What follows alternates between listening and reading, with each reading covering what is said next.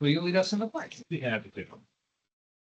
Pledge allegiance to the flag of the United States of America and to the republic for which it stands, one nation under God, indivisible, with liberty and justice.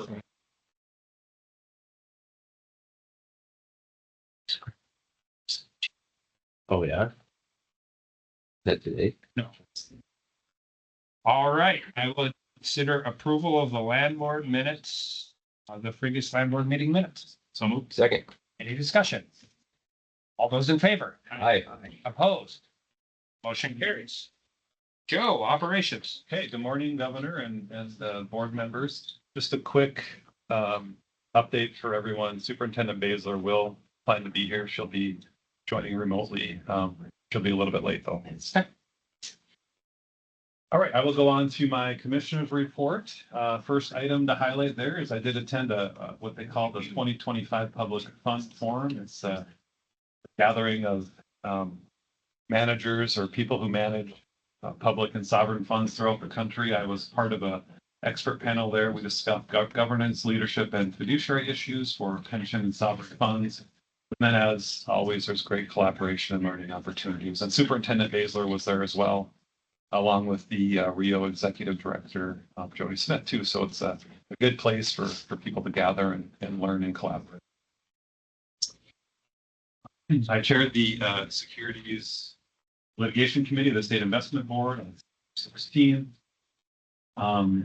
We have our fall surface auctions coming up. The team is out in full force this week, traveling around the state doing auctions. And as I mentioned before, we've been doing a little more advertising and outreach. So we're hoping to have really good turnout and good competition at those auctions. And we'll have a full report for them probably in the November meeting, I'm guessing, after we get everything finalized and I have numbers to look at.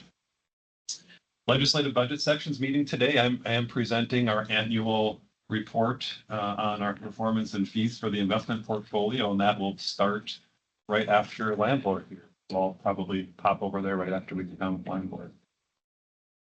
We are in the middle of our annual financial audit. Ide Bailey is leading that. They've been on site last week and a little bit this week, and they're going to be wrapping up here probably in the next week here. And we'll have a full report for the board. We'll have Ide Bailey here to present, I think, November or December, or the December meeting, I believe, will be where Ide will report on that. We have a joint November and December meeting.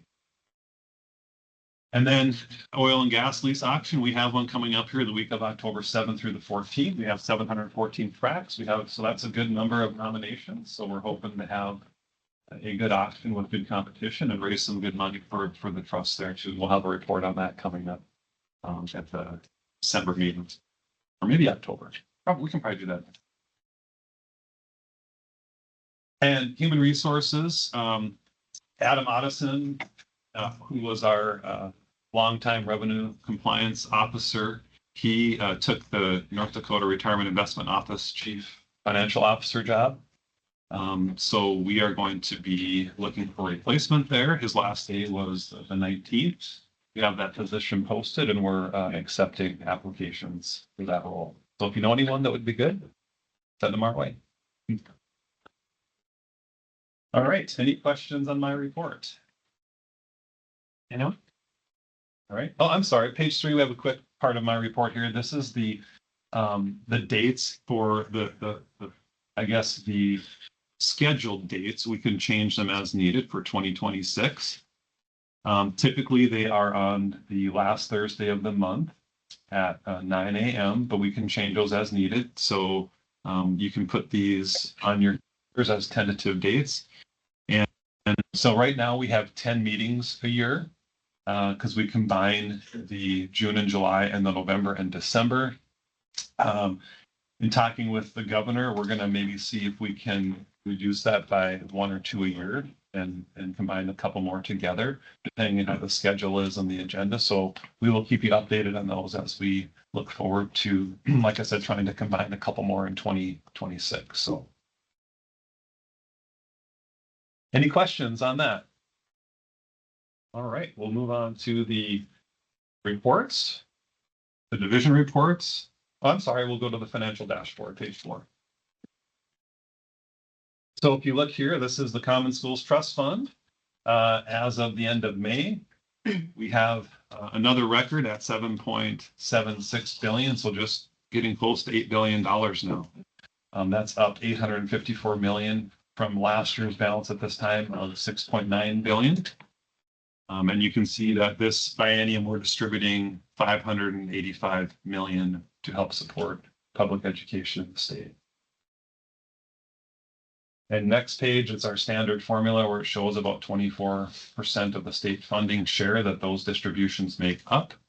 We will get those numbers updated as we can here with fall enrollment numbers. Probably won't be finalized for a month or two, but we'll update those when we can. Looking down to page 6, the revenues for the Common Schools Trust Fund, you can see through the fiscal year of, I guess through May, not quite the full fiscal year, but you can see the lines there that we've had another really good investment year. Going to be higher than last year, which was a good year as well. So the investment revenues look really good, and the other revenues look solid and very close to last year. So we're trending good there. The next page, the Strategic Improvements Investment Improvement Fund, SIF. As of the end of May, we had a total balance of 1.8 billion. The uncommitted portion of that was just under 1.6, and that will be trending down here now as we start logging those legislative appropriations going out of that fund going into the fall and into next year. Revenues on the next page look strong as well. The oil and gas tax waterfall, you can see that we trended higher than last year. And then the investment and mineral revenues are very consistent. So going on to the next page, this is the new tax waterfall that was completed during the last legislative session. There's a few changes to it, but you can see on the left side, this has not changed. This Common Schools Trust Fund gets 10% of the 5% extraction tax. And then the other thing that applies to the land board here is the Strategic Investment Improvement Fund, which is now at the very bottom. Before there was a bucket that I think SIF filled up partway through the waterfall, but now it's up at the bottom, so it'll fill up when all those other funds fill up. And going on to page 10, the total valuations for all the funds we manage and assets, including the land and the mineral values, is at 11.5 billion. We will be hoping to get Mineral Tracker here at the October meeting to update the mineral valuation and provide that report as they do. It looks like currently they will be here, but they said they might have a scheduling issue. But if they can't come here in October, we'll get them here at the next meeting. But right now we're still tracking to have them here. Any questions on the reports? Financial report. Okay. If not, we'll go to the next Circuit Division report. I do. I have a question. Are we doing any projections on whether under current prices in production, all these buckets will fill? That might be a Thomas question. Good question. So based off of the revenue forecast that they adopted at the end of the legislative session, they expected them to fill. Our office hasn't updated any of that. I know Mr. Moore said no, it would be Price is down, production is up. So, right. So it should be kind of a hedge. Yeah. But based off of what they adopted at the end of last session, we should be starting to trickle into the last overflow bucket that just goes into.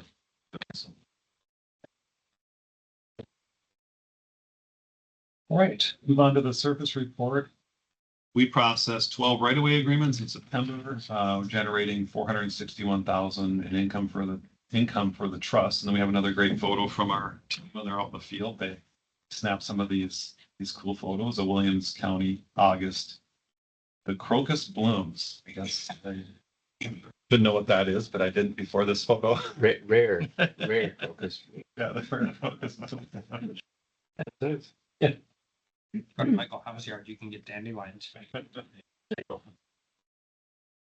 And next, the mineral, the oil and gas royalties, we brought in $34.8 million. in July, and that is compared to 43 last year. So we're down a little bit, but comparative to more recent months, it's very similar. Year over year, where the price was a little bit higher, we are trending a little bit lower. And then again, on the last page, we averaged monthly net production based upon the state's wells was 454,000 barrels per month, which has been pretty consistent. And like I said, any changes right now are mostly based upon price. Production has been pretty steady, growing a little bit, as the governor mentioned. So. And then unclaimed property. August, we paid 7 claims with 910,000 returned to the rightful owners. And we started to get in some of these holder reports now, 2.6 million brought in during August, and that'll start to trend up here because our holder deadline to report the money to us is end of October. So that'll start to trend up, and then we'll see a big spike again in October of prior years. Any questions on the reports? No, we will be transferring 1.3 million Okay. from our office. Any questions? All right, hearing none, we can hand it off to Chief Investment Officer, Mr. Frank Mihail, on the investment report. Morning, Governor and Land Board. Pleasure to be here. I have Jen Sandberg with LVK and Vivian and Shariar from Cloud Capital. Welcome. We'll jump in the slide 15 with the dashboard of the portfolio. Happy to report that the portfolio continues to climb to 8.3 billion. This is as of August 31. Just to note, this perspective is more of a flash. Current numbers, August 31. When I hand it to Jen for the performance review, that's going to be at the fiscal year end. On slide 16 shows our actual versus target weight. No big changes there. We're within range in all asset classes, and continue to try to allocate more to private equity and structure to get to targets.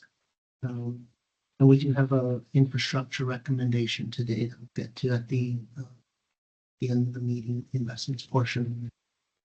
On slide 17 shows the flash performance report.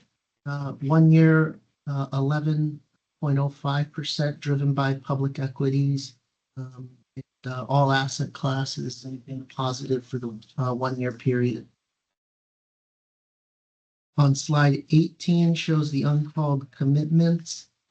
Happy to report that we did get, I think at the last meeting, I let you know that we got 290 million called in private credit. Preview of what'll show up on next meeting's dashboard is we did get 120 million called for infrastructure as well last week. So that'll show up on next month's reports. And then on slide 19, no big changes there. Any questions on the dashboard reporting? If not, we can jump into the June 30 fiscal year performance reports in Marvin K, and I'll hand it over to Jen. Thanks, Frank. Page 22 is the market backdrop for the second quarter, representing the this performance report represents the fiscal year end. After what was a pretty volatile start to the year for the capital markets, particularly within equities, and including kind of that early portion of April where you saw the liberation or tariff package announcement, you saw risk assets recover pretty nicely over the course of the quarter. Trade policy obviously was a key focus throughout April and May, with markets watching closely. I think when you saw 90-day pauses on April 9th and then 90-day pause on the tariff with China, markets responded pretty positively to having an additional opportunity to see some negotiation there. And you saw risk assets post positive returns as a result. Unemployment remained stable over the course of the quarter, ended at 4.1%. Seen inflation tick up a little bit over the course of the quarter, ended the second quarter at 2.7% from where it ended March was at 2.4. So a little upward movement in inflation. Within fixed income markets, you actually saw pretty meaningful amount of volatility within treasury markets over the course of the quarter. But I think interestingly, the 10-year treasury ended the second quarter in the same location that it started the first quarter. So a lot of movement within the quarter, but ultimately no movement quarter over quarter. You saw strong returns from equities, growth stocks, and stocks tied to the AI theme led the way. Non-US markets had another strong quarter in Q2. Fixed income markets in positive territory. If you look on the table on the bottom of page 22, the S&P 500 was up. That's large cap equity up just shy of 11% for the quarter. Small cap stocks had a nice quarter, up 8.5%. Developed markets up almost 12%, and emerging markets up 12%. So strong backdrop for risk assets over the course of the quarter. And then I think obviously this is all as of June 30. There's a lot has transpired since then. We're knocking on the door at the end of the third quarter. Q2 GDP was released at the end of July, came in at a very strong 3%. I think it's important though, if you look at that's just an annualized number for Q2, it's important to take the first quarter, which came in a contraction. So look at the first half of the year together rather than those two quarters in isolation. And when you annualize the first half of the year, that's GDP in the US of about 1.2%. So still expansion, but certainly indicative of a slowing economy. And I think if you think about what happened in Q1, you saw a lot of front loading of inventory for businesses with the uncertainty surrounding trade policy coming, and then you saw imports actually drop by about 30% over the course of the second quarter. So kind of a different backdrop quarter over quarter, and so it's important to take those two together as opposed to in isolation. And then you saw Q2 earnings releases over the course of July and August. Q2 earnings were actually very good. I think the disconnect there is, well, companies reported really strong quarterly earnings in Q2. The forward guidance for Q3 is actually pretty different. You've seen a much more mixed messaging for corporate earnings, a little bit more pessimism from companies on earnings looking forward. But it's certainly been a positive couple of months so far. I saw Frank's estimate on where portfolio assets sit at the end of August. And so these data points are as of the end of June. But maybe I'll stop there and see if I can answer any questions for the board members on backdrop. Jennifer, is the if there's that big of a drop in imports in Q2, how long is that sustainable at all, or does the U.S. economy, do we have the ability to just we respond, we just start making more stuff here? That simple, or is it? That's got to be how many years in the process, and then how long can we go with that level Christmas toys. input? Yeah, Christmas. No, I'm serious. Yeah, Christmas toys. you're not. I don't think that's terribly off base. But front loading of inventory happened. You're saying he's a little off base? No. I think you saw a lot of front loading of inventory, and once companies burn through that inventory, whether they front loaded a few weeks, a few months, the rest of the year, that once you burn through that inventory, you're forced to look at supply chains. And I don't think you're seeing reshoring of supply chains in any significant degree, that process doesn't happen overnight. So I think you're likely to see, I think when you look at what you see and hear in the media talking about how much of the tariff are consumers actually feeling, I think we're in the very early stages of assessing the tariff impact, both on businesses and potentially what's passed along to consumers. And I think when you think about that backdrop, uncertainty is the recurring theme, that it's really hard to predict the direction that tariffs are going to go, the direction businesses will go, how much of that tariff will be passed on to consumers, how much will businesses absorb. So a lot of uncertainty in the market. And I think you hear that in earnings reports.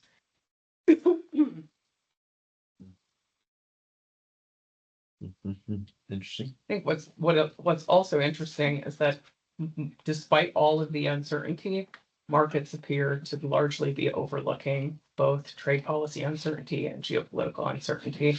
There's the think it's page 23, are measures of market volatility. And there are a variety of different measures. They look at different things. But I think the key takeaway from this page is to say you could look at 4 different measures of volatility, and most of them have not moved very much from the beginning of the year through the end of June. And so markets, despite the uncertainty, markets aren't showing a particularly high degree of volatility despite that uncertain backdrop. Michael tells me to ask questions like this written on here. Why? Like, why? Like, how can that be? Because are people just seeing it as such, as such a mercurial set of changes that they're just going to wait it out and see what happens? They can't react to everything. I think that's at least partially true, that you can't react. And I think markets have not been whipsawed in a way that I think most market participants would expect, which is a little bit of an anomaly, that you would expect the uncertainty that you have seen around trade policy to show up in more market volatility. And all of these measures highlight that that has not been the case, which is a little bit surprising, I think. No, my crystal ball doesn't have a perfect projection. You have a different job probably if there's in here. Yeah. All of us would. We have a job. You're drinking umbrella drinks on the back of the boats. It's right there. So if we want to move to performance for the investment portfolio specifically, that starts on page 25. The total fund ended June at just over $8.2 billion. If you look on the bottom, the chart on the bottom shows the variances by asset class relative to your policy target that's in place currently. I know that's on the docket for discussion and potential approval today. But relatively close in line from a public equity standpoint, and there are public equity overweights to offset the private equity underweight. I think that's something that we've talked about with the board, that putting money to work in private markets takes time, and so that underweight will take years to move closer to the target, but it is something that's intentional. And then But it's still under 5%. correct. Yep, you're still, and when you think about combining both the private equity allocation and the public equity allocation, and that's the growth orientation of the portfolio, you're within 80 basis points of the target there. Yep. And so those overweights to public equity are an intentional offset to the underweight in private equity. Fixed income, public and private credit, varies in terms of positioning, almost offset one another. Private credit has seen some capital calls recently, some progress on the capital or the private credit portfolio. The absolute return portfolio, that's your hedge fund portfolio, sitting right at its target, so about 30 basis points overweight. And then real assets, the mix of both real estate and infrastructure, underweight, a little more than 3%. You heard Frank mention Blackstone called, I think, 100% of the commitment, so that'll be invested here in the next couple of weeks. And then part of the rationale for the recommendation today for an infrastructure manager is to help move that allocation, infrastructure allocation, closer to its target. And then on 26 breaks down the contributions to return for the total portfolio for the fiscal year. So the net of fees return there was 11.6%. For the year ending June 30th. You can see contributions kind of break down by broad asset class. So if you sum all of the dark highlighted bars, equity, fixed income, absolute return, real assets, that's how you get to your 11.6%. So positive returns, contributions from each asset class. And then on 27, shows a little bit more detail by asset class. So for the second quarter, the portfolio was up just shy of 5.5%. That outperforms your policy index by about 50 basis points. Fiscal year up 11.6%, outperforming your index by about 30 basis points. And then you can see longer term comparisons up a little more than 9% over 3 years, just shy of 8.5% over 5 years.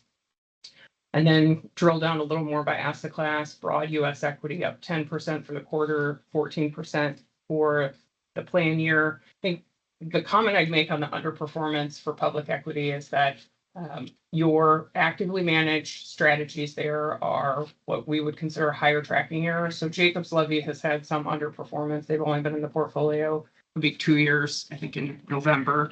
And all of the active strategies that are in public equity are managers that we expect to be higher tracking error. So can show periods, sometimes extended periods of time where they will meaningfully deviate from the benchmark performance. And then sometimes that will be underperformance. And so that's kind of what has shown up here with Jacob's Levy. They're someone we have a high degree of confidence in.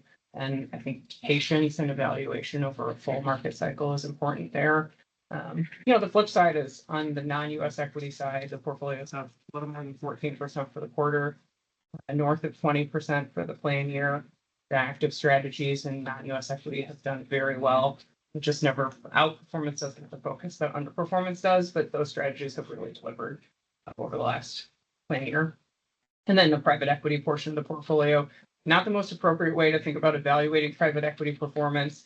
Each reporting period here is treated equally, but including this performance and the flows into the total fund is required. So the time weighted returns up a little more than 8.6% for the fiscal year. And then fixed income, the combination of both public credit, which is passively managed, and your private credit portfolio up 8.2%. And then absolute return on page 28, that's your hedge fund portfolio, up 3.3% for the quarter, 12% over the fiscal year. You have a high quality and diversifying hedge fund portfolio, all of whom have had a nice year. A variety of hedge funds had a tough start to the year in the first quarter and early part of April. But over the last year, your hedge fund portfolio has done a really nice job. And I think it's important to temper expectations that 12% is a really strong return for your hedge fund portfolio. Our expectation for longer term returns from hedge funds is nowhere near that. Our capital market assumption for hedge funds is a little below 6%. The role is diversification to public equity and fixed income. And so that portfolio has continued. But I think having a great year is fantastic to look at, but also I think important to temper that if you don't see another 12% year, that wouldn't surprise us. And then real estate and infrastructure are the last couple of lines on page 28. Finally seen some stabilization in the commercial property markets. Your portfolio was up 60 basis points in Q2 and 2.35% for the fiscal year. A little more than 50% of the real estate portfolio is indexed with IDR, and then you have some complementary satellite strategies. And recall when the move to IDR was made, the decision was made to also liquidate JP Morgan and Jamestown, and so we're still waiting for full redemption proceeds to come back from those two.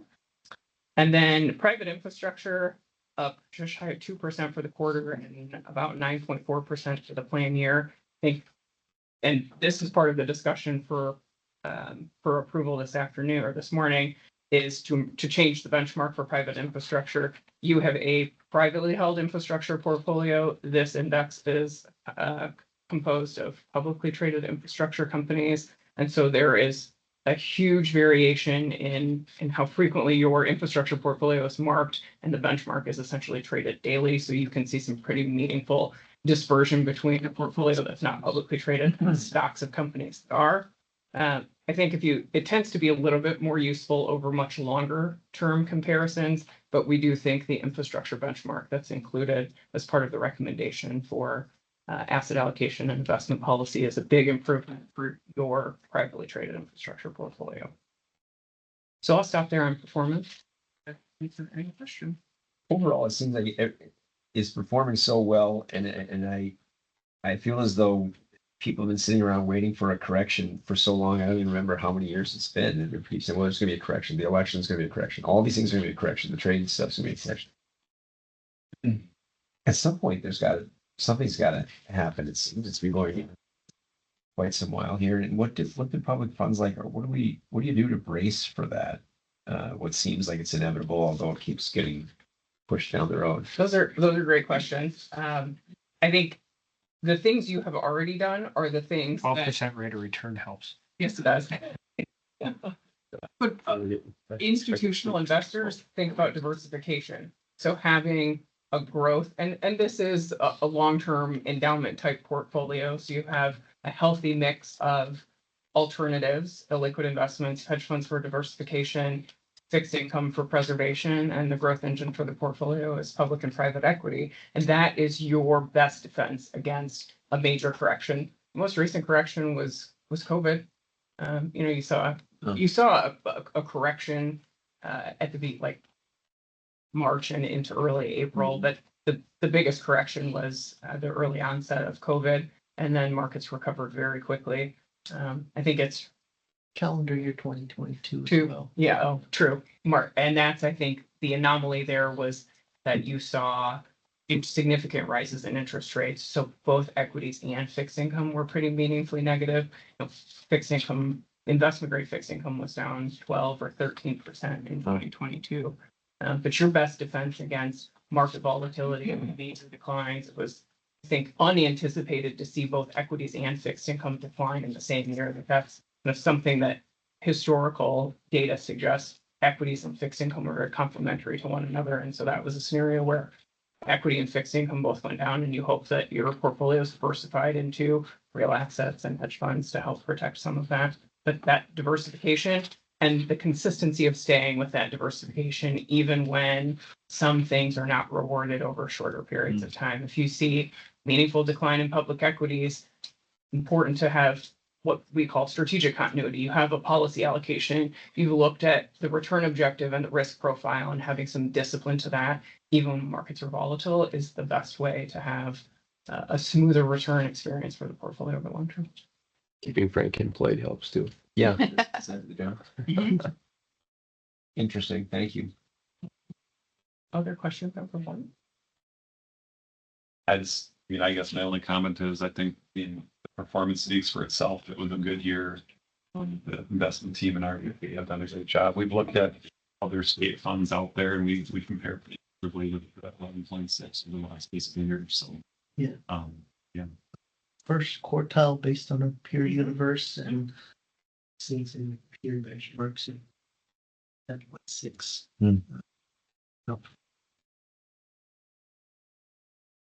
Yeah. Thank you. My pleasure. Thanks. And last question on that fiscal year end performance, and can you jump through slide 43 for continue the discussions from last month's board meeting on the investment policy statement changes. Just a quick refresher, the goal of the new strategic asset allocation would be to shift from more credit oriented to equity oriented to enhance the long-term return potential of the portfolio aligned with our veteran risk tolerance. Also shifting more real estate to infrastructure to take advantage of the AI revolution, demand on the power grid, and then to simplify the allocation by removing the leverage portion from the strategic asset allocation, but allowing us to continue to use those bond overlays. And then changing the infrastructure benchmark to that Wilshire private markets infrastructure, and then adding a second level portfolio benchmark that would be dynamic and give us a perspective of separating the structural tilts we take from the manager selection of alpha. Is there any other refreshers you want me to give or questions you have before we go into a approval vote?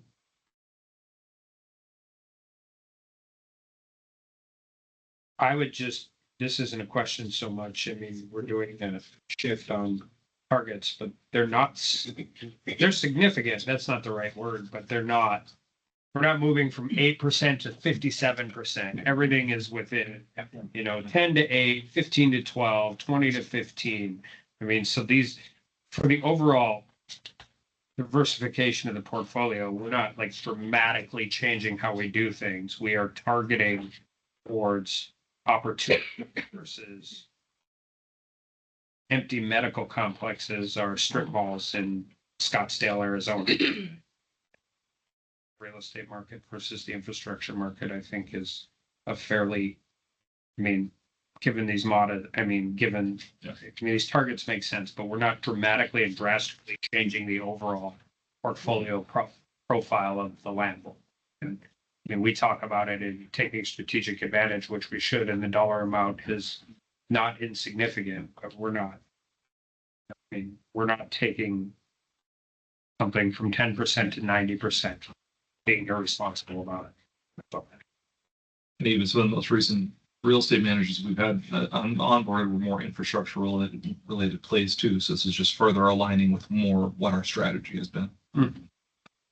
Yeah, and if you look at it, if you look at page 97 of the packet, you can see when the investment policy statement has been revised, and we look at it every 2-3 years. So we look at it under that cadence with the thought of making incremental changes over time and smaller adjustments. Because you're right, Governor, you don't want to make a big jump from, into another. So this one would be considered an incremental adjustment.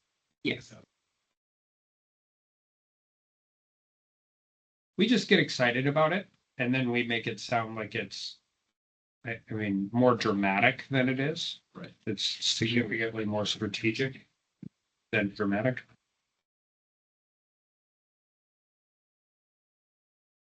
Are we ready for a vote?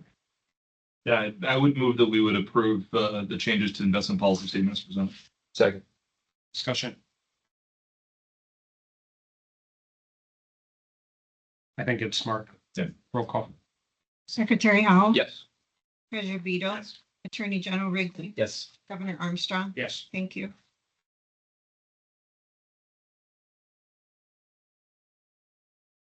All right, let's jump into the next section, which is on slide 98. And that's the investment recommendation today for a new infrastructure manager, Cloud Capital, who focuses on data centers. So with the approval, now the new IPS, our new target to infrastructure is 10%. We're currently sitting at 5% after this Blackstone call that I mentioned will bring us closer to 6%. So we're still trying to climb and get to this target. Within infrastructure, the risk profile, there's 4 subsegments of risk going from core plus, value add, and opportunistic.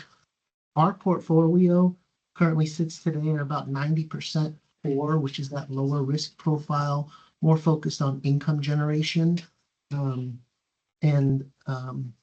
We want to start building out, and it's mostly in the transportation, utilities, energy, and power. We want to start building on and allocating more to the digital space and taking a little bit more incremental risk. 4+ segment, which is where Cloud Capital plays. And so I'll hand it over to Jen to give the investment memo recommendation, and she'll introduce Cloud. Thanks.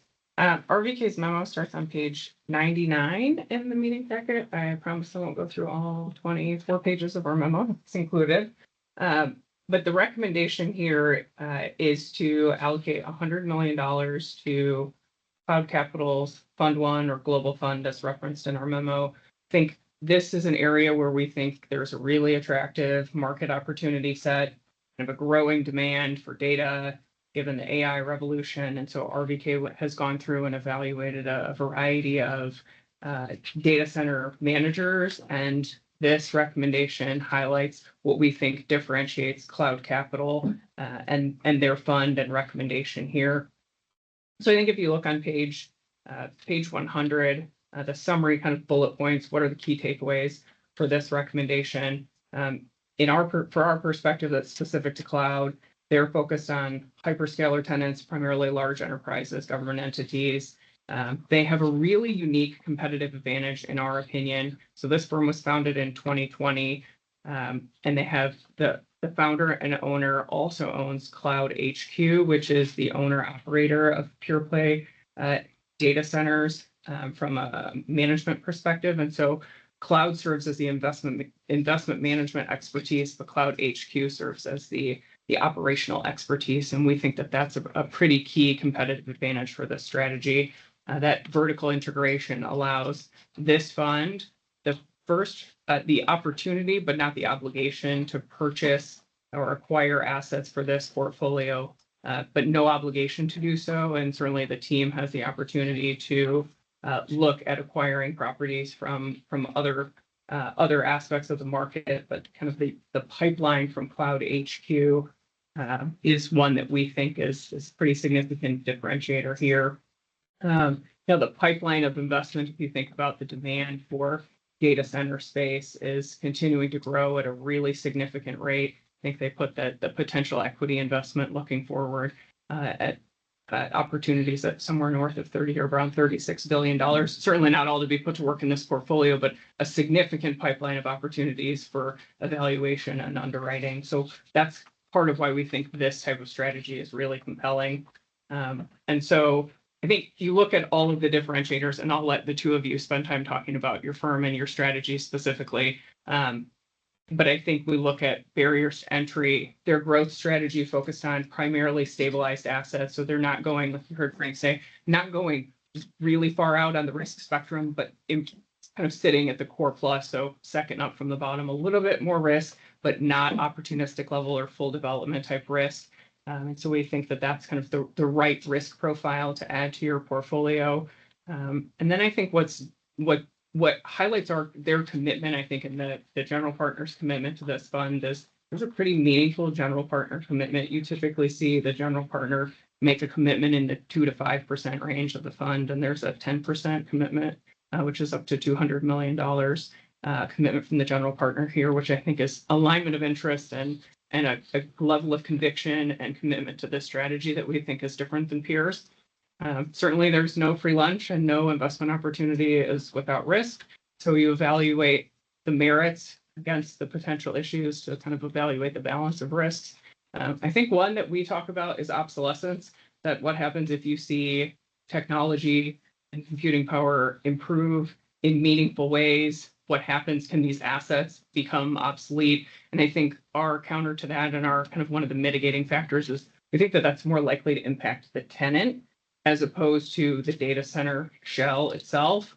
The other differentiator concerns, potential concerns here, concentration risk. This is a single sector strategy. It only invests in data centers. So if you, for some reason, were to see a slowdown in demand, that could result in a slowdown of either capital deployment, investment deployment, slowdown in returns. We don't think that's likely to be the case, but it is a consideration when you think about a narrowly focused fund.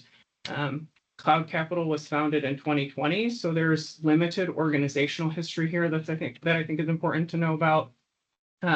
All of the senior investment members and senior folks at Cloud have been investing in this space for decades, and so we have some comfort in their historical experience and perspective that even though Cloud has only been around for 5 years, that the CEO and the founder has been investing and was kind of an early investor in data centers, that he's been investing in the space for 30 years. And so we have some a degree of comfort in their collective experience, even though the firm hasn't been around for that long. And I think the last key item that I think is important to highlight from a risk standpoint is there is meaningful key person risk that the founder and the CEO owns both Cloud Capital and Cloud HQ, so the investment management organization and the operational expertise. And when you have a key person with long-standing relationships, a long investment history in this asset class, that if he were to either step back or be unable to contribute to the management of this organization and the fund in such a meaningful way, that would be a concern. I think this is also a team. There's a deep team of investment professionals here, but we do view this as a key person risk that I think is important to highlight. So I'll stop there. But the recommendation, and the two of you take over, would be $100 million to this House Capital Fund 1. We'll hand it over to Vivian and Charlie. Great to meet everyone. Thank you so much for the opportunity to be here with you today. It's great to be in North Dakota. My name is Vivian Tongleson. I head up investor relations and capital formation for the Americas. Have over 25 years of experience working with institutional investors and consultants. Started my career at Credit Suisse in investment banking, focusing on the TMT sectors, and then moved to Blackstone, where I started developing relationships with institutional investors and consultants, and have headed up capital formations for a number of infrastructure and real estate private equity funds, and joined Cloud Capital 2 years ago. I do want to echo the sentiment around Frank and his team, getting to know him and the broader team over the last year. I've met with hundreds of LPs, and I have to say that, what struck me is just the disciplined and thoughtful approach throughout the investment process. So I did want to echo that sentiment that you made earlier. And with that, Shahryar. Okay. Hi, everyone. I'm Shahryar. Most people call me Shar. So I'm the President and Chief Investment Officer for Cloud Capital. Nice to meet everyone. The background is 25 years on the advisory side. I worked at Lehman, Merrill Lynch, and RBC Capital Markets, primarily in the communications infrastructure space.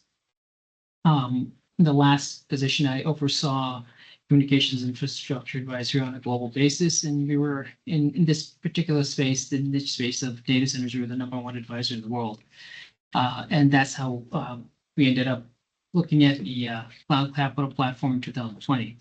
But before I get into the Cloud Capital overview, I'll just give a very quick backdrop. I think Frank already touched on some of the key elements, but when you look at the infrastructure investing world, historically it's been transportation, it's been utilities, it's been power and pipeline, energy plants and pipeline.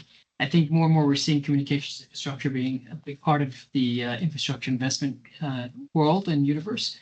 And how that developed is really over time, but it's as technology has improved, the demand for data has gone up, which is counter what people think. Each time technology improves in terms of communications infrastructure, demand for data has gone up. The cloud was the big advent of a big change. I would say 8 years ago, most infrastructure investors didn't really know what a data center was. Cloud really changed that dynamic. And then the next big shift was COVID. When COVID happened, I think from an infrastructure standpoint, none of us were using the airports anymore, toll roads, that whole dynamic changed, and people very quickly realized that digital infrastructure is probably the most important aspect of infrastructure in this current environment that we are. And so we've seen that grow very quickly post-COVID. I think the other key aspect of infrastructure investing is long-term cash flows, stable cash flows, and having counterparties or tenants that are investment grade, for high credit quality. And that's part of what we do from a Cloud Capital standpoint. There are a lot of different types of opportunities and investors in this space, but we really focus on long-term cash flows, long-term leases, and then really investment grade tenants. So the last piece of it that I was just going to say from an investment standpoint, data centers, I think because people talk about data centers all the time, what do we actually do? It's really, from our perspective, we only cover the shell and deliver the power and cooling. We don't touch the servers. The servers are the part of the data center that have to get replaced every 3 to 4 years. So technological obsolescence is definitely a key dynamic for data centers, but it's really the servers that have to get replaced. Our equipment is long lead item equipment, and we are generally signing 15, 20-year leases, so very long-term, clean, stable cash flows. So with that, I'll flip over to the next page, page 5 in that deck. 126. Page. Okay, and that, yes, that page. Okay. So this is a bit of an overview of Cloud Capital. We are a investment management firm focused exclusively on data centers. We think that's very, very important because it is a specialized sector. The tenant base is primarily 5 big tenants, the big technology companies. And those companies are largely $1 to $3.5 trillion. So they're the largest companies in the world, and they want to work with fewer and fewer parties to develop these strategic sites. And so we focus on data centers. That's all that we do. We were established in 2020. The flagship fund that we're talking about today is our open-end fund. That's at $5.2 billion. We just closed on a smaller closed-end fund, which is more in the opportunistic realm, taking bigger risks that we're not talking about today, but that was just established this year. We're the first open-end fund focused on the data center sector. And then, as was discussed, we are vertically integrated with a developer. And why that's important is that there are 260 people on the other side who do nothing but build, design, operate data centers. And we get the benefit of all of their expertise on the development side and the commercial side, but also on the leasing side, which is really, really important because it's only 5 tenants primarily. It's really important to know where the demand is coming from. So that's a quick backdrop on page 5. If we can go to the next page on the team. We have 29 people on our team. We're based in Washington, D.C., in San Francisco, and in London. We have a team of 8 investment professionals. With me, it's 9. And the people with the background, Kristen O'Connor-Leung, she was head of data center investments, for example, worldwide for GIC, which is the largest most active data center investor in the world.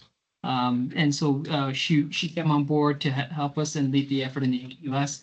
Kyle Lewis used to work with me on the investment side. So great team of professionals, and it's supported by a team of people on the finance, tax, and operations side. So 8 people there, legal and compliance, and then IR and capital formation that Vivian is leading.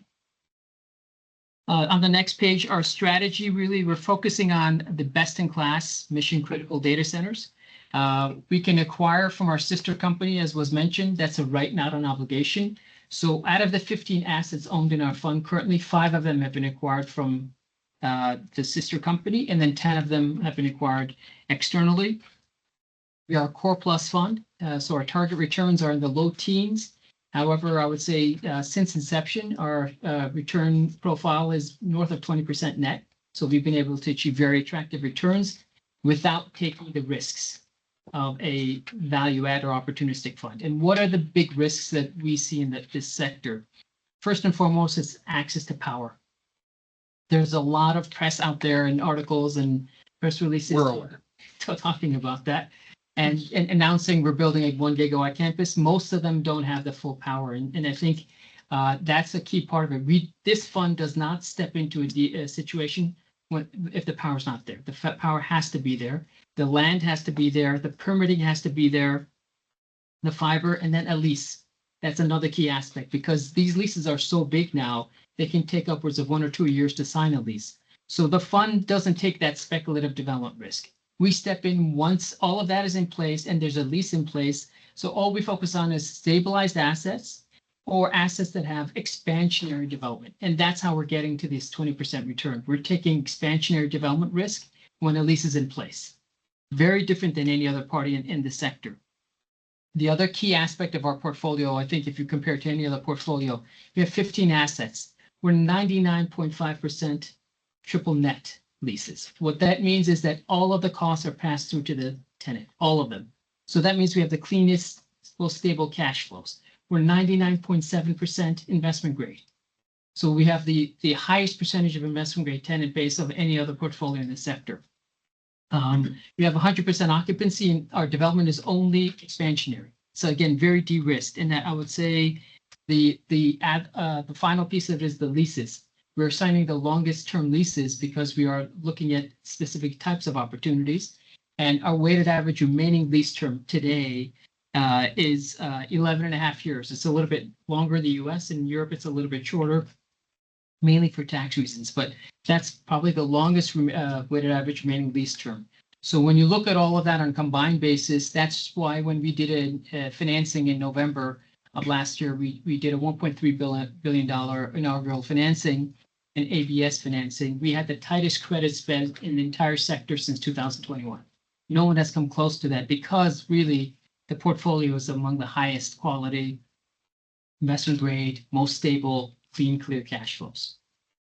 So that's our strategy. And as I said, we acquire from Cloud HQ and externally, and I talked about that. And I think the last page I'll just cover before we get into questions is really our overall competitive edge. I think we talked about sector specialists. I think it's very, very, very important, especially given the narrow base of tenants that we're talking about here. Transactional expertise. Everyone on our team has a very long history in this space. I, as I said, was on the advisory side for 25 years. Been around this space for a very long time. Our CEO, similar, everyone on the investment team along the same lines. Strong tenant relationships. We believe we are the largest landlord, for example, for Meta in the United States with our portfolio between us and our sister company. So that gives us opportunities, a number of these opportunities that have come to us without any kind of auction process, this direct discussions with the tenant. And then lastly, leveraging that Cloud HQ development platform.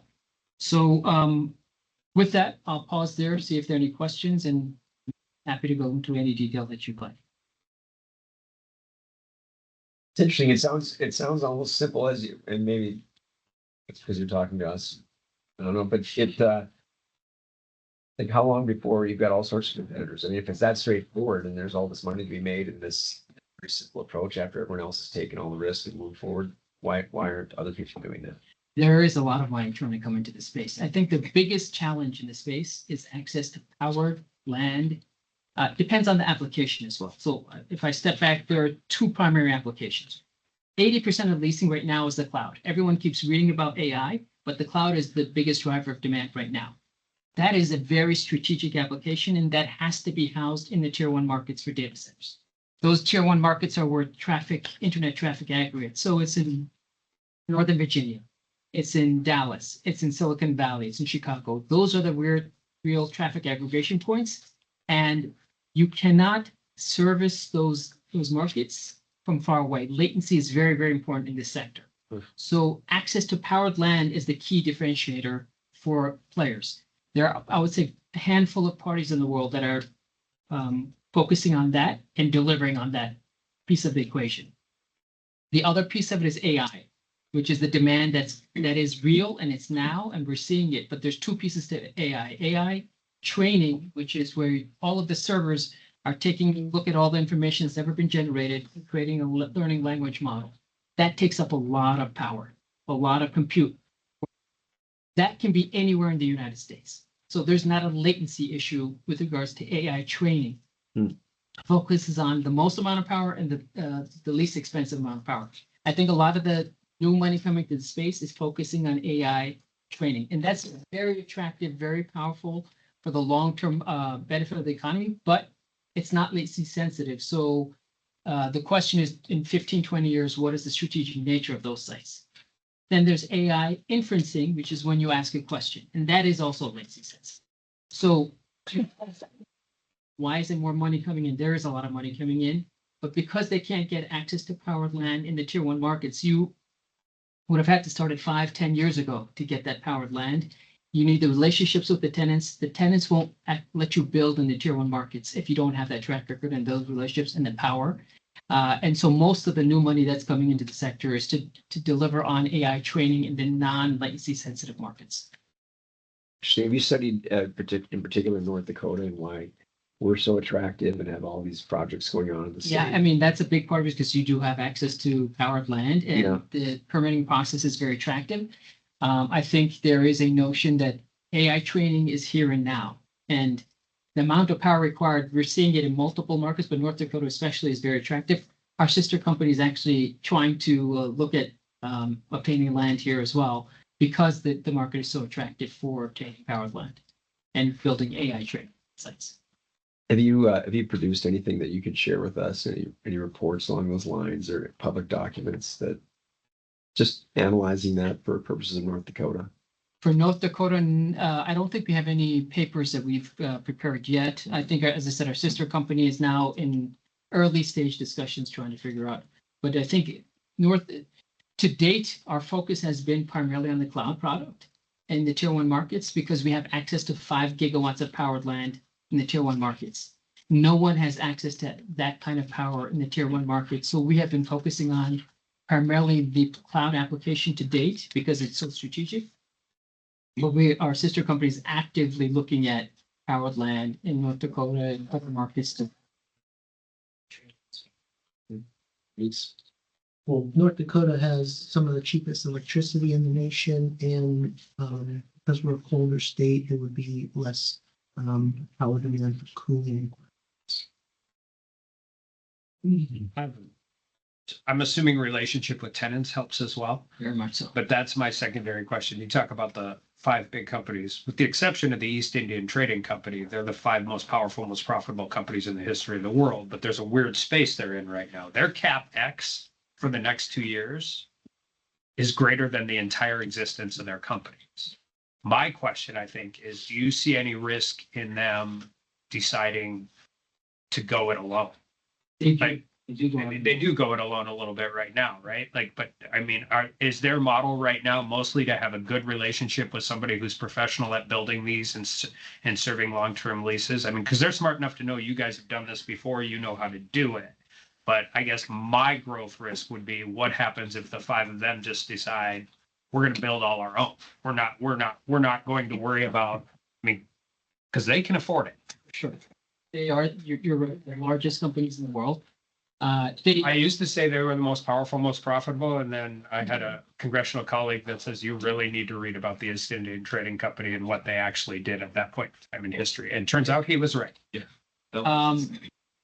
So all of these large tech companies have a leasing team and a development team. So they are growing faster than they can build themselves. That's the first part of it.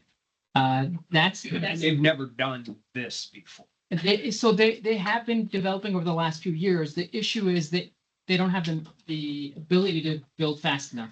Second, in the tier 1 markets, whereas there's a lack of available powered land, they have to get a third party. They can't get the power in those tier 1 markets. And when I say tier 1, it's the tier 1 data center markets.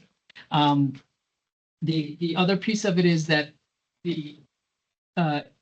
those companies right now, because they're growing so quickly and the demand is incredibly strong, they are looking at the different types of opportunities. So for AI training, as I said, they are building very large campuses in partnership with others. And they are going to those markets. It's a little bit of different dynamic. How fast can they get the power and how fast can they build the overall platform? My overall view is that these are tech stocks. They focus on growth.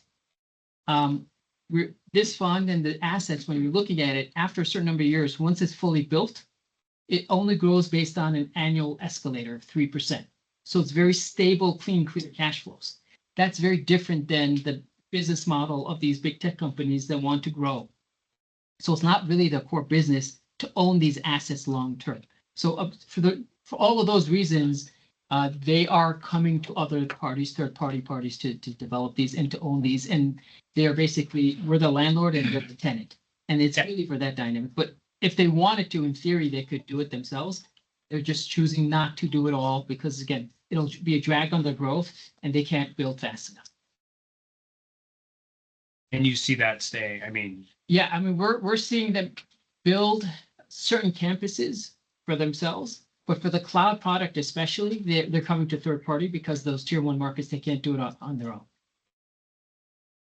Well, the fact that you guys are primarily focused on providing the shell in the sandbox, and they're the ones that actually provide the toys and the GPUs inside it, that gives me a lot of comfort knowing that from a capital expenditure side, you have a little more cost control that way.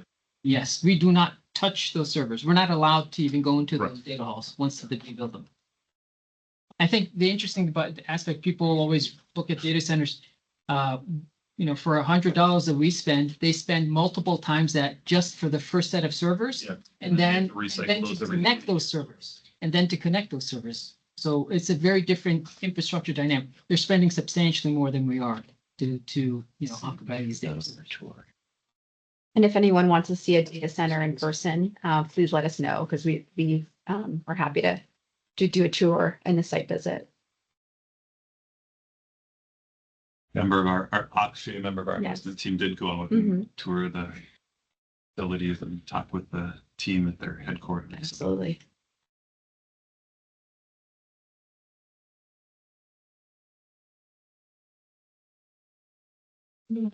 Fascinating, sure.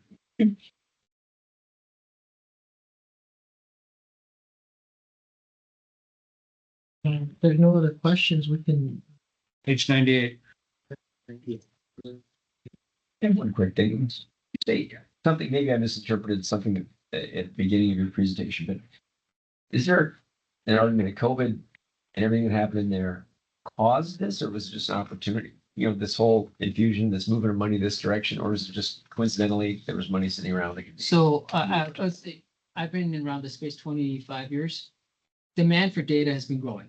Sure. It hasn't slowed down. There have been, waves of things that have driven demand.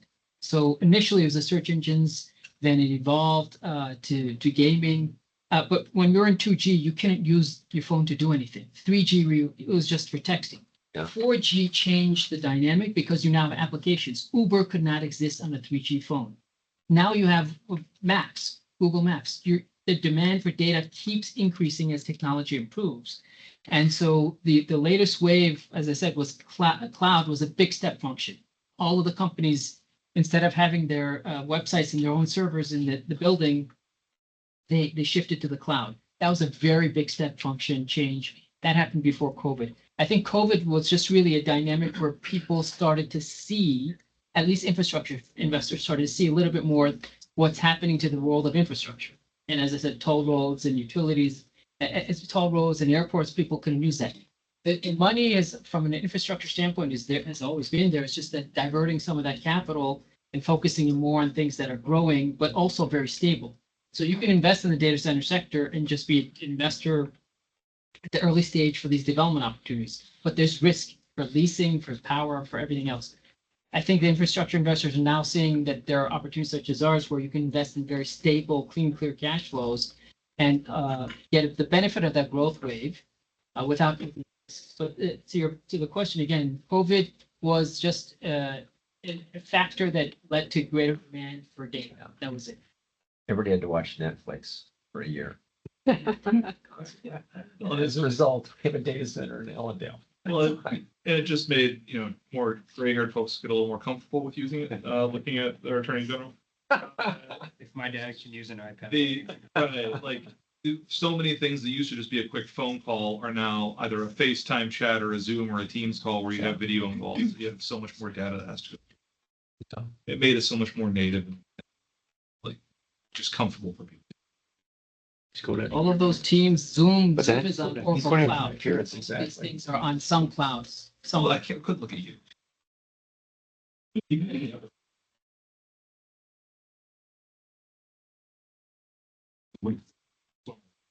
And I did want to let the board know that Superintendent Baszler is online now, so. Okay. Superintendent Baszler, you can hear us, right?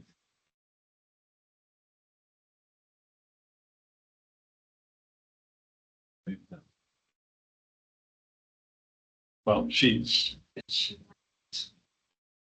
on. Just disconnected. Oh, okay. She was connected. She was bouncing. Yeah, I think she's traveling, so. All right, page 98. If board's comfortable with it, I'd go ahead and move the board approve $100 million commitment to cloud capital subject to standard legal review and documentation. Second. Discussion. I think it's a natural fit, and I think there's a lot of opportunities in the sector. Roll call. Secretary Hall. Yes. Treasurer Beadle. Yes. Attorney General Wrigley. Yes. Governor Armstrong. Yes. Thank you. Thank you, guys. Thank you. Thank you. Well, thank you. Thank you. All right. We had Joe, if you read all of these admin rules, we're gonna have an emergency meeting to hire a new license. No, we will not. And I have instructed James, our legal counsel. We're going on to item 5B now, the administrative code update, first reading. I've instructed James, our legal counsel, to keep it concise. But we do want to make sure the board does have enough information to make well, I guess we don't need to take any action today, but just ask any questions.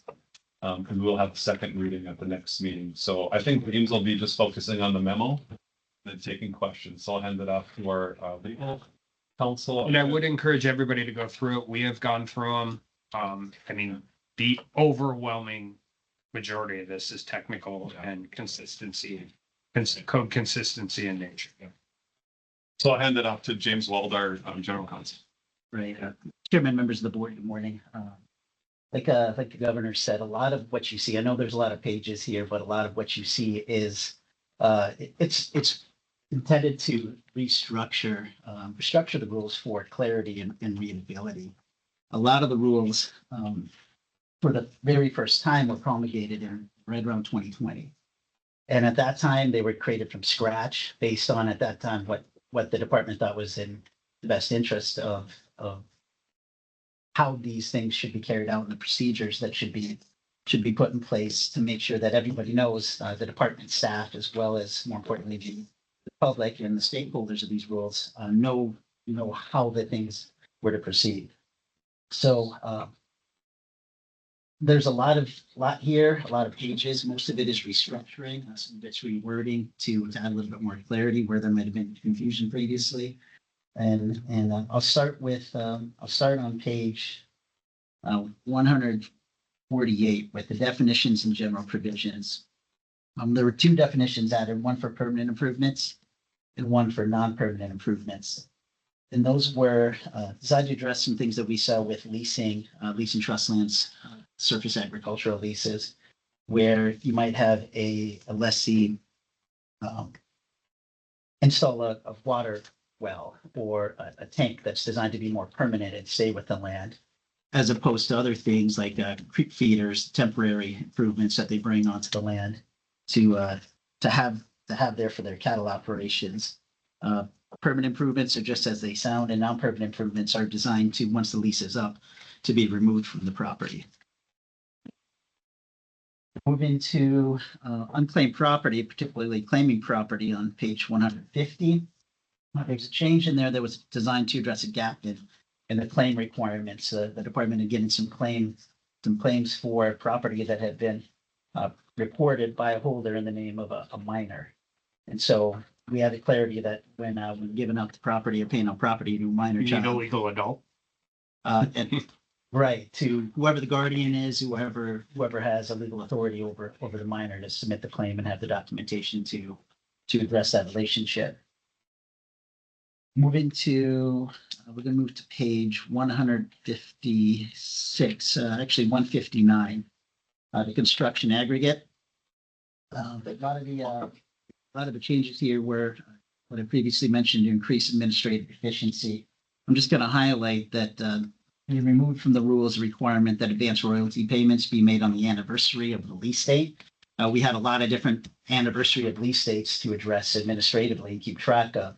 What this does is it just sets it at the beginning of the year every year and makes it clear for both the department staff to track and for the lessees to know when they're supposed to submit their payments. And then we updated the frequency of the royalty payments. Instead of having them calculate every month and provide those payments every month, we changed that to a year.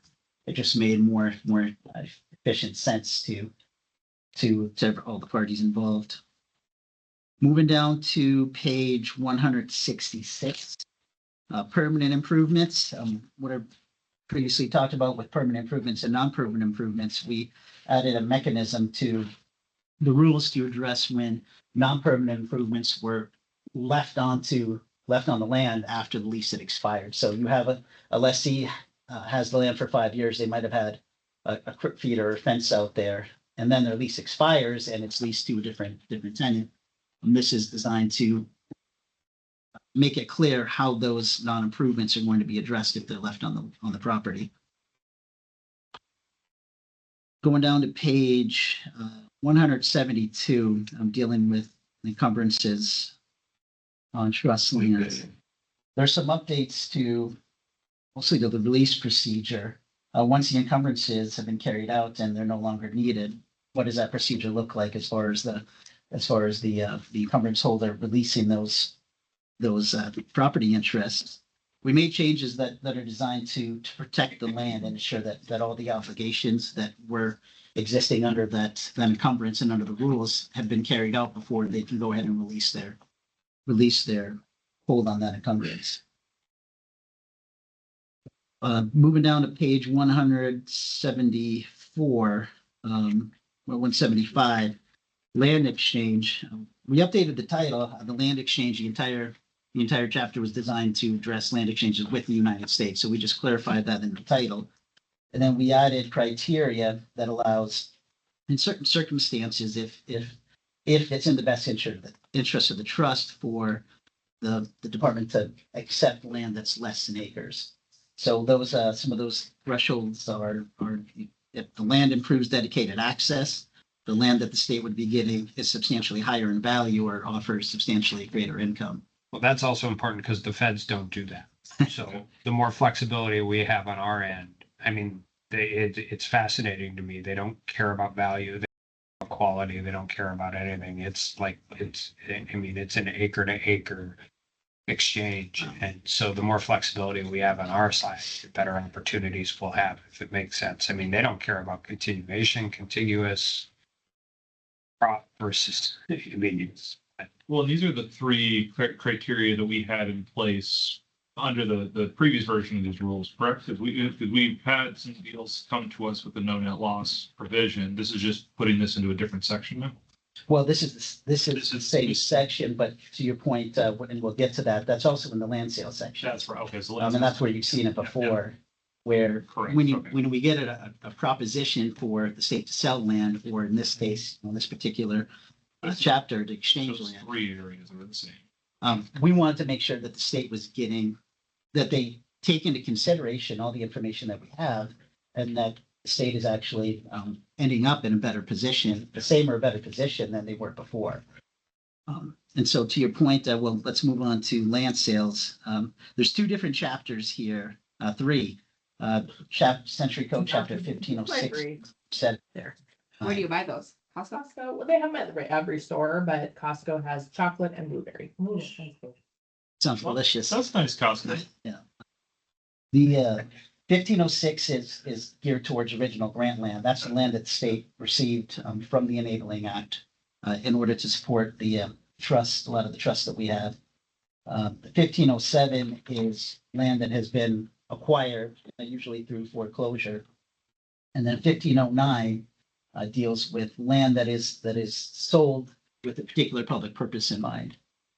So starting on page 179, we removed the land sale application process. Previously, somebody had to submit an application and it had to contain certain information.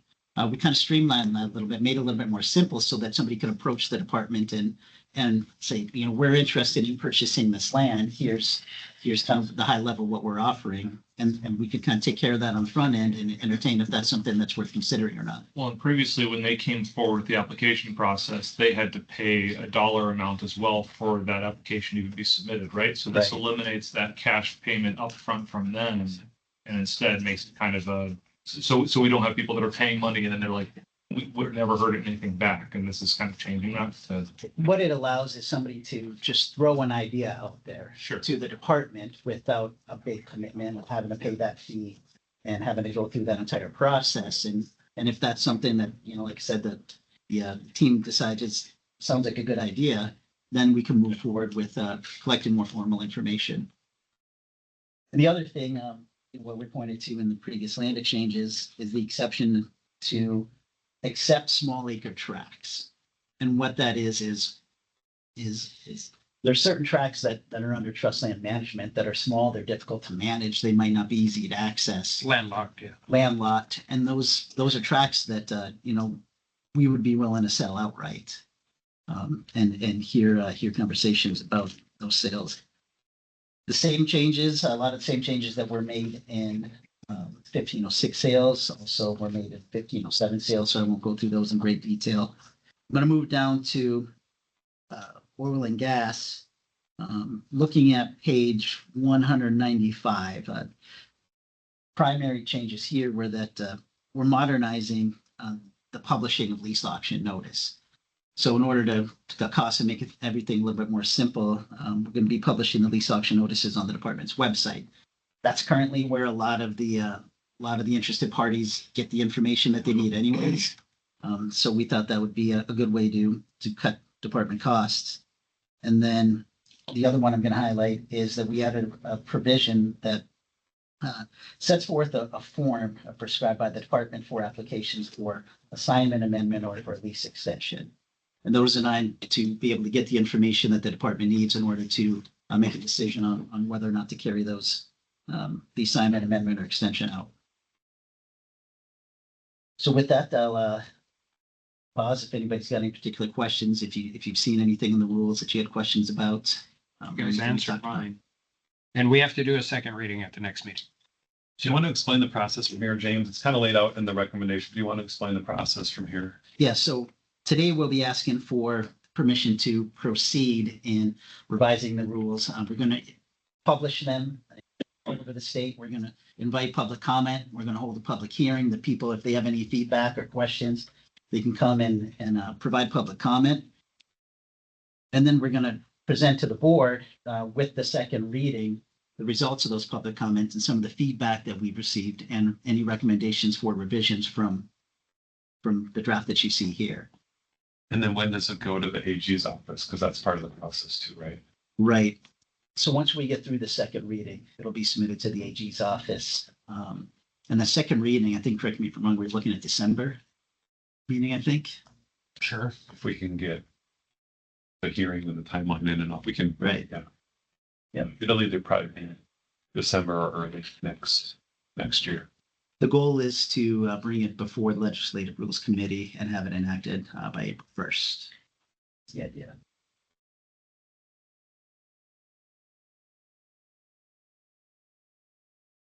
So if there's no further questions, there's a recommended motion on page 145. Yeah.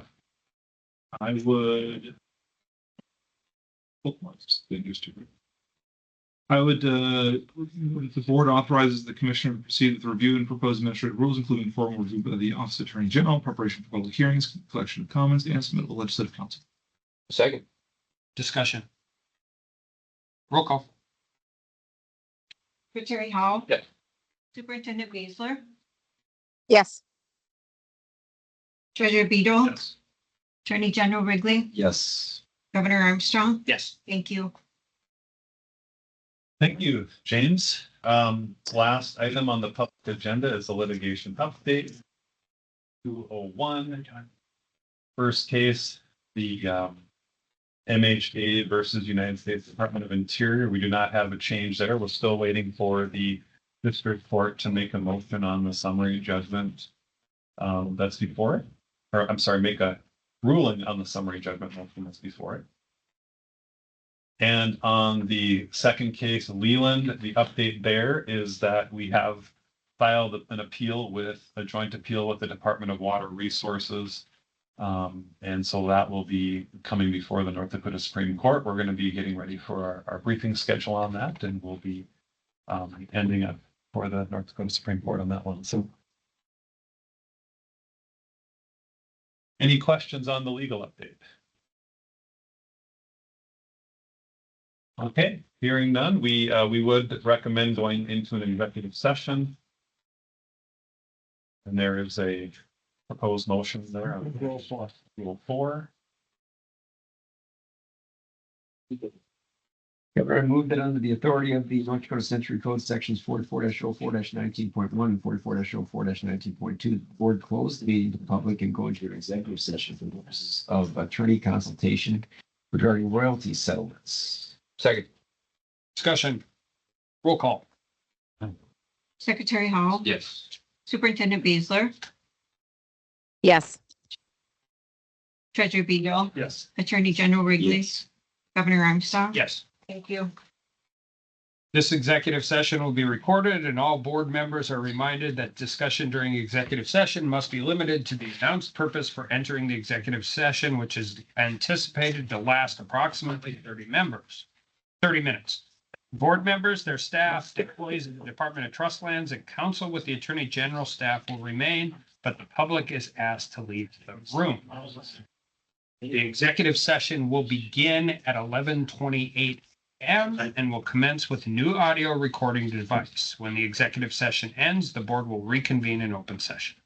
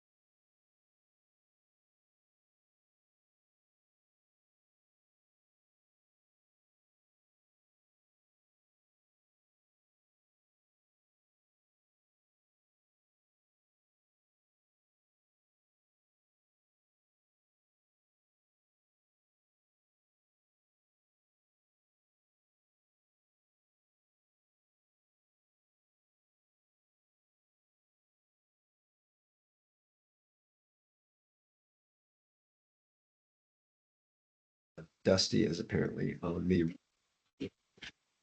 trashing me. Oh, no, I sent a note to Jack Dura today. The only reporter I gave him. We're good now. No, he doesn't. Let's do this for others. Because I'm gonna make money on. We're live now.